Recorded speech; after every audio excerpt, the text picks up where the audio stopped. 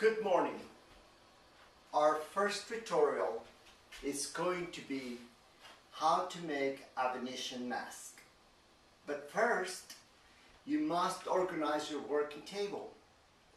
So all your working tools should be laid out and ready to be used. We have our rulers, our square, scissors, weights. If you don't have a professional weight, which is this one, you can use bricks. But paper scissors, never use fabric scissors to cut paper. And to avoid that, always use two distinctive scissors. One for paper, one for fabric. Fabric scissors the blade should be much longer. A blade to cut fabric. When you're cutting a pattern, a blade is always better. It's faster, so blade is always good. Just make sure you have the safety cover over the blade, or you can cut yourself. Okay? One that is very important also is cloth pins. These cloth pins are very good to keep little edges together. First, what you can do is start with a simple mask. Buy something in the store that you think you'll be able to build onto. Something as simple as this. Then you have your foundation, and from here you build on. So what we're going to do is we take our mask, we take our square paper, and we lay the size of the work area that we're going to be using. We center our mask. We already know pretty much the design we're going to be working on. So we put our mask right on the center, and we draw. We draw the foundation of the design. So the mask is done on the paper, and we already drew lines. The lines where our design is going to come from. Then we're going to remove the mask, and we're going to start drawing the design on the paper. Once you have established your pattern and you have drawn on your square paper, make sure that it's balanced. Draw the sides. Check to see which side, which line you like best. Fold it in half, like so, and cut. That way, both of your sides are going to be balanced, and once you have your pattern, you can buy this material at the fabric store, sort of like a burlap, and they use it for hats. A millinery store will sell this, but I would say almost any fabric store will sell it. I like this instead of cardboard because this is a very lightweight material. A cardboard can be heavy at times, and since you're going to frame this with wire, this is just perfect. And also because it's perforated, so when you use your hot glue gun, glue goes through it and it has a much better hold. Now we're going to cut the fabric and we're going to start putting it together. The foundation is already been done. That is the form, and now it is going to be covered. The foundation is done, and it is going to be covered with this fabric. It's a sequin fabric, and that will allow us not to use too many feathers. We'll just use very few just to go over the top of the mold.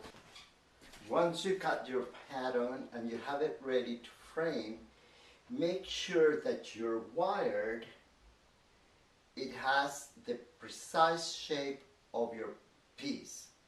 When you lay it down, exactly where you're going to glue it, make sure that it's perfect, that there's nothing to stick here and out. So the piece will be balanced, it will not pull in all different directions, and it will have more strength, more support. These two pieces are exactly as they should be. You can use this heavy duty wire. Since this outfit is going to be heavy, I decided to use a much stronger wire, but you can use the electrical wire wrapped in plastic. That will be fine if it is not too heavy. But we're going to have a lot going on in this piece. You can start pre-gluing your piece with a little tiny stitches, and once you're done, then you can finish your gluing. Just be careful because the glue is very hot, so make sure that your fingers are not touching the glue. It takes a long time to dry. Now if for any reason your wire buckles, then you can use weights just to keep it down, like I have it here. And what I did prior to the glue, I positioned the wire with masking tape so that I knew that my wire is in perfect position all the way around. Once I held it down with masking tape, then I start stitching it with the glue. And once you stitch with your glue, then you can remove the masking tape. I'm going to just glue this section here. And then I'm going to glue this section here. Well, you don't have to use too much glue. We started framing our mask. We did our first piece, the one that is going to go in the center.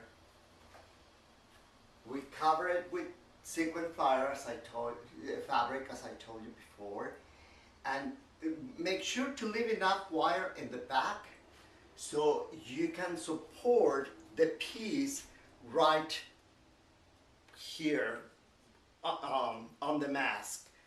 That way it will be very strong. And now we're going to start decorating the mask. Glue your pieces, the ones that they're going to go behind first, and then the ones in the front last. Now this piece here is going to go in the back, so make sure to glue this first because it's going to go right here. And as you see, the mask is going to be very, very high. You could decorate the back of your pieces if you want to, but since we are using sequins fabric, you don't need to, and it will look just as pretty. You can just decorate the front and leave the back with the sequin fabric. The framing on the mask is being done, and the pieces have been glued together onto the mask, and this is where it's going to look. Now what we're going to do next is we're going to start decorating these pieces. And as we decorate this piece, we're going to tighten the mask with the decoration, so it will be just one whole section. So what you do is you put the glue along the stem, place it in position, use your weights to keep it there, and then once it's cooled down, you go back and you stitch it, just like I mentioned it before.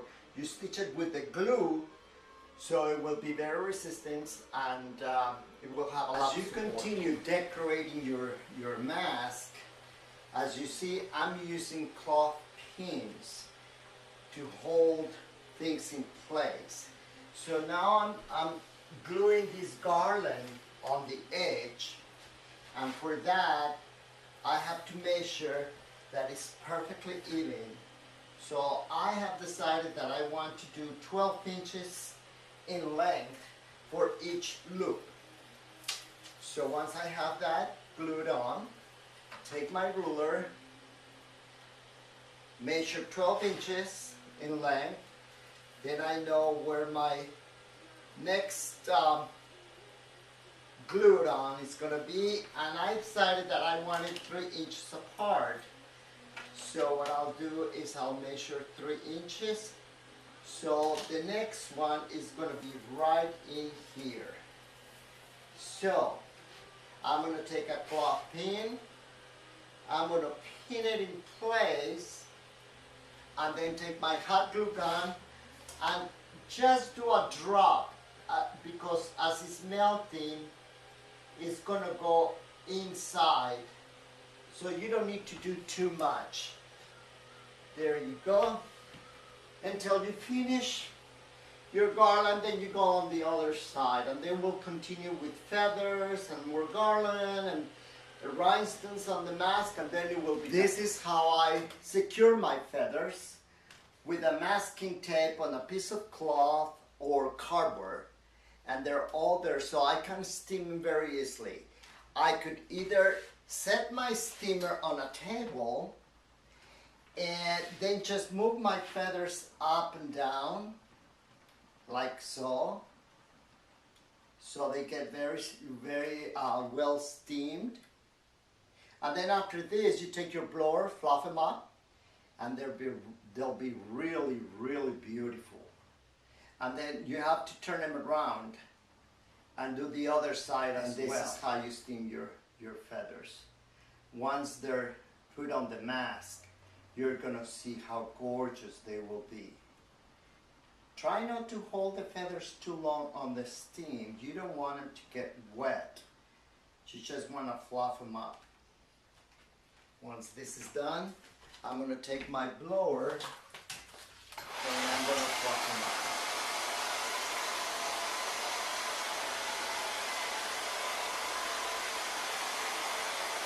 This almost doubles the size of the feather. Now these are done, so all I have to do is set them aside so we can move on with the other ones. And this is the final product. Mask is done and hang on the wall. And it's ready to be worn. And this is the outfit that is going to be worn along with the mask for Halloween night.